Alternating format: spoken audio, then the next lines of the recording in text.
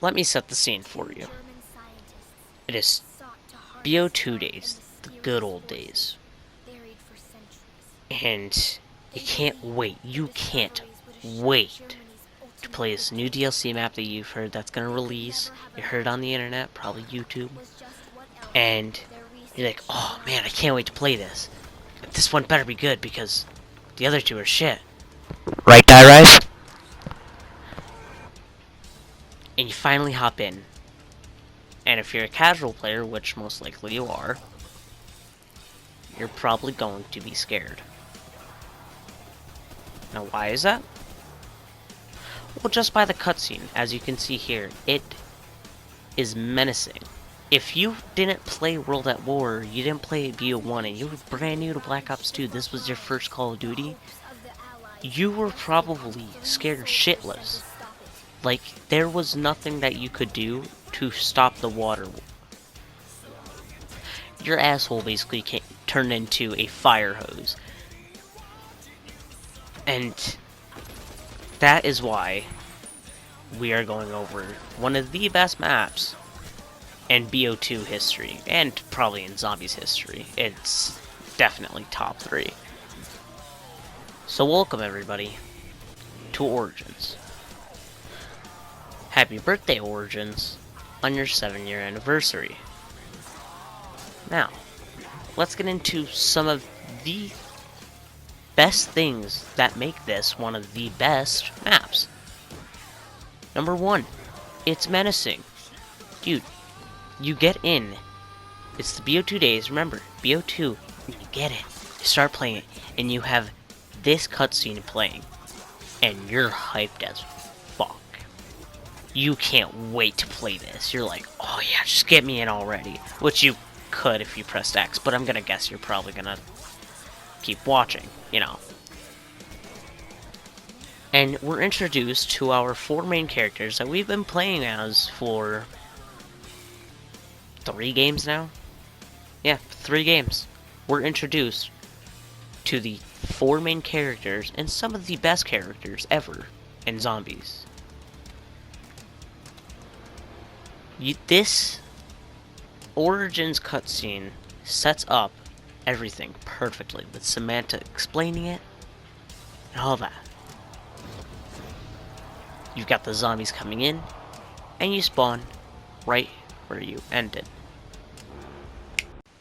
When you spawn in, you are greeted by Tank Dempsey, Nikolai Belinsky, and our other 2 main characters, Takio Masaki, and the one and only Edward Richtofen. Now, you and your friends, your 4 friends, spawn in right where it ended, right where the cutscene ended, and you go and you're wandering around the spawn room. Right? Name is going on. And you have pick up part on your screen at one point, and pick up shovel. What is a shovel used for? No one has no idea yet. But you do know that there's something that you can flip on your left. You're just testing it out, and you start flipping it. You don't know what it does yet, but you do.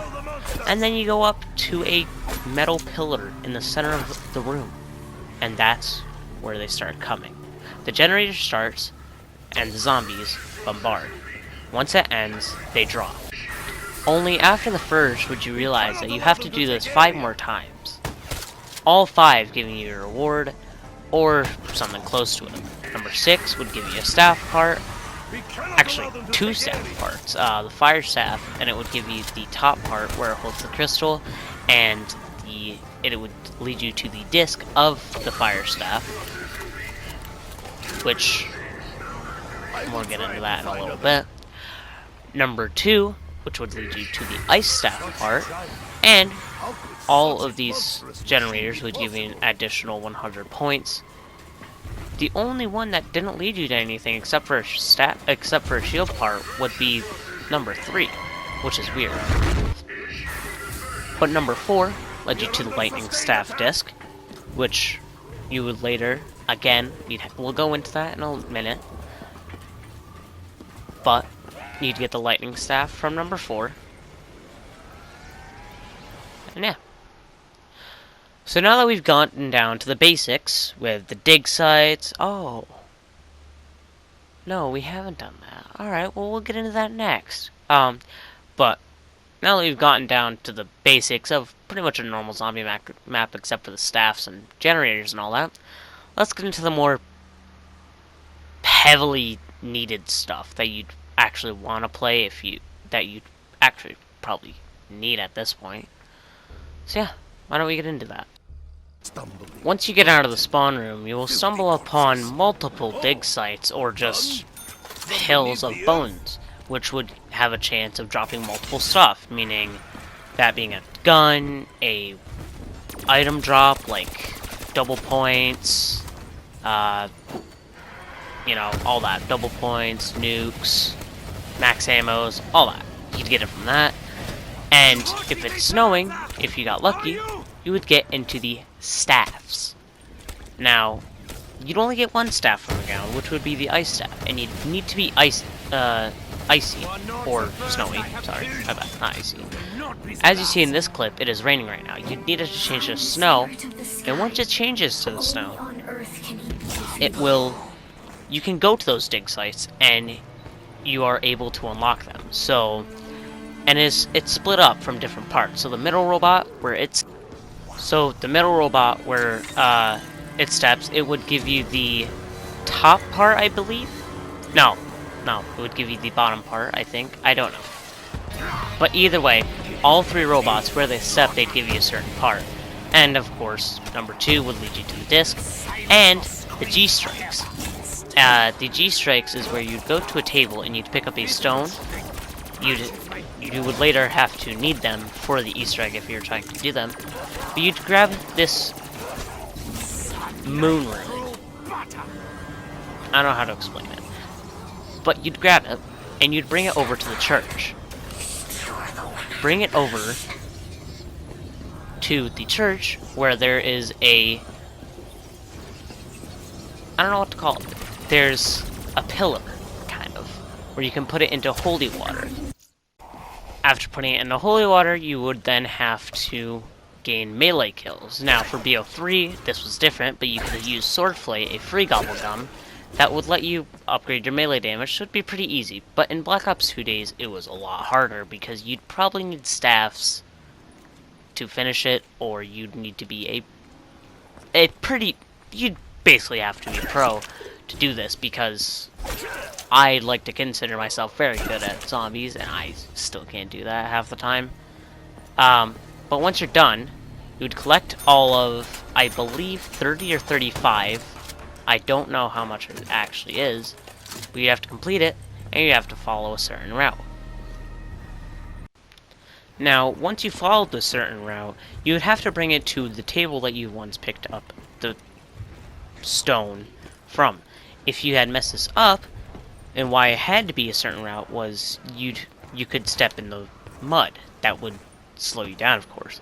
Now, if you stepped in the mud, you would have Samantha saying start over, which all you had to have to do is go back to the church, put it in the holy water, pick it back up, and follow through with that route again.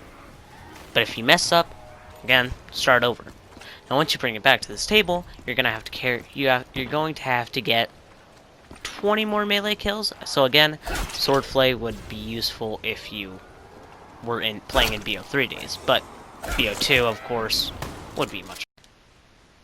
Now, once you're done with the G-Strikes, you're probably going to want to pick up the staffs, and if you're going to be doing an Easter egg run, you're probably going to want the staffs, because that's kind of how you beat it. So, you'd have the 4 main staffs, which you'd get from the ice staff, you'd get from the ground when it's snowing. You'd have to dig from each of the robot steps. And this is the ice staff up on screen now. And then there would be the the wind staff. Sorry, I forgot what order I put these in. The wind staff, which is where you'd have to shoot open the foot of the robots that would step on you.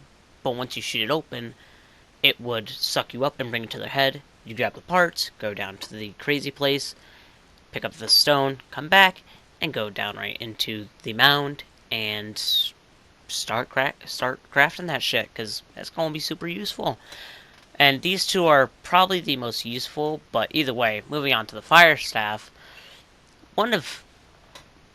probably in my opinion, the best, and one of the less fun, but again, the best. Also, we are not talking about the upgraded parts, or upgraded staffs, but you'd get this from killing the Panzer, shooting down a plane, and like I said, completing the 6th generator. And again, go down the crazy place, grab the shard, come back to the mound, put it in, craft it. Now, at our number 4 spot, this isn't even a list, but we've got the lightning staff, where you would have to take the zombie tank and you'd have to ride it around the whole map and jump off of it at certain points on where it goes from generator 2 to the church. And you'd have to grab the parts again, go down to the crazy place, grab the shard, go up, mount, start crafting. Pretty much the same thing for every other one. And yeah, so after that you have the Maxis drone, one of the best things I think they've ever added in zombies, and it's really cool. It is really cool. Essentially what it is it's a drone, and I'm going to be showing you most of the parts on the screen, or most of the parts for it, but I'm not showing you the green part, or the one that's I'm not showing you is the brain, which was in Spawn, which is the thing that you picked up for the Maxis drone from when I was talking about in the beginning. So, the Maxis drone, again, you'd need it for the Easter egg, and you'd probably just want it if you were one of the more skill-based players, probably a more well-knowing casual player, like who knew what they were doing, but they didn't want to do Easter eggs. You'd probably want this too if you're going for a high round or just relaxing, because it's still pretty fun to have. I mean, I honestly don't know if it has the monkey effect. I'm pretty sure it doesn't, but it follows you around. I'm pretty sure. I have not used it really in like that sense. I've only used it for the Easter egg. I'm gonna be real, but yeah. So for the Easter egg, you'd have to use the G-strikes and blow open a cement pad, like, in the middle. You can look it up. This isn't a tutorial video, so if you're looking for a tutorial, go look at someone else's. But anyways, so you pick this up, and there are three buildable tables. There is one at the Windstaff Tunnel. There is one at the church, right behind the tank, actually, on the bottom floor. And there is one under the first floor in the room where you go from the no man's land to like generator 2 and 3.